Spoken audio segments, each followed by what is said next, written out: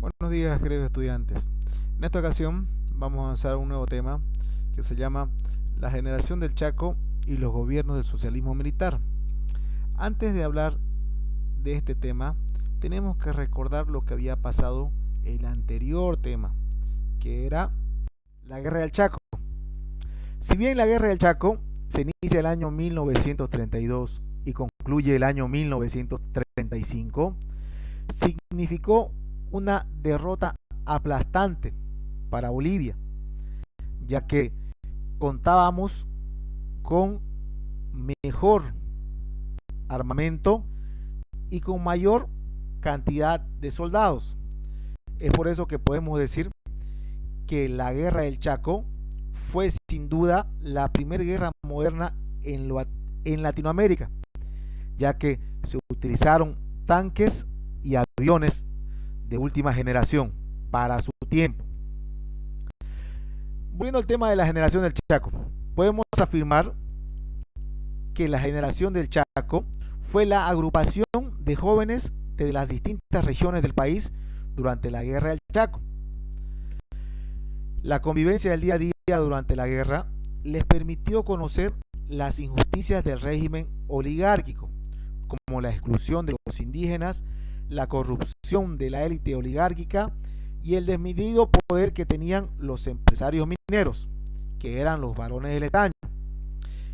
Esto sabemos que los varones del estaño eran los que ustedes ya conocen, que eran Patiño, Hochschild y Aramayo. Si bien esta palabra oligarquía, quiero que quede bien claro qué es lo que significa. Oligarquía significa el gobierno de los ricos, de las personas que tenían mayor dinero, que eran los hacendados, los terratenientes, los empresarios y los mineros. La generación del Chaco en la cultura. Inmediatamente después de la Guerra del Chaco, surgieron corrientes en todo el ámbito, como ser en el arte, en el cine y especialmente en la literatura, que fue un medio de expresión de la frustración producida por la estéril lucha,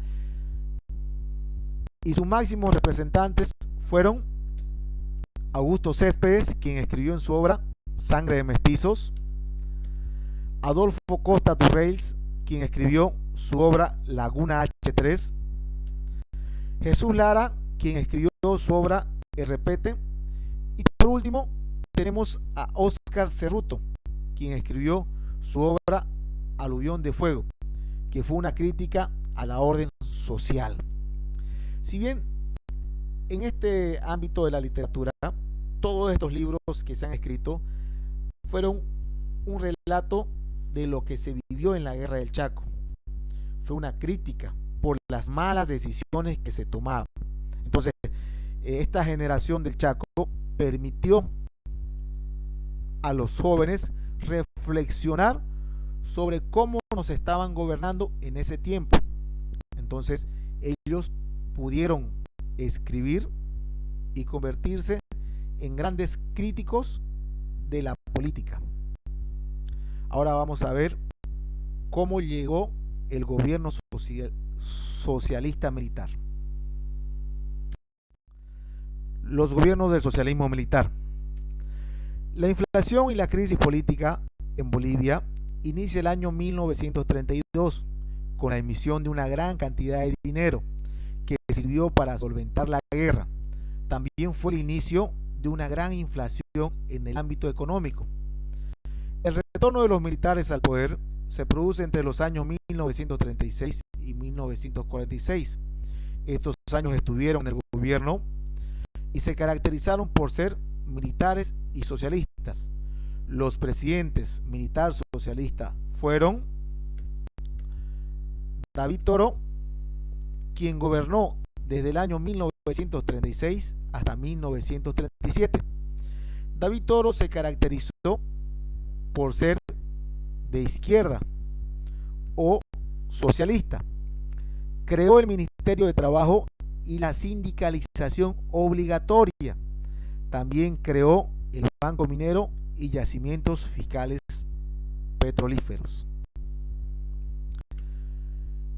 Otro presidente militar socialista fue Germán Bush, que a su corta edad gobernó y para muchos historiadores fue el mejor presidente que tuvo Bolivia. Gobernó desde 1937 hasta 1939. Durante su mandato promulgó muchas leyes. Entre las más importantes tenemos el Código de Trabajo e impuso la entrega total de las divisas obtenidas por las exportaciones mineras del Estado. Aquí el término de divisas significa dólares, que significa dinero que se obtenía por las exportaciones que realizaban las empresas de los varones del estaño. Germán Bush no renuncia, sino es que muere siendo presidente. Las causas de su muerte son un misterio, pero la versión oficial que se maneja es que él se suicidó por tener problemas personales. Aquí es donde vamos a caer en el avance, no sin antes hacerles recuerdo que realicen las actividades de la unidad 1 y 2 y la envíen a través de las plataformas virtual.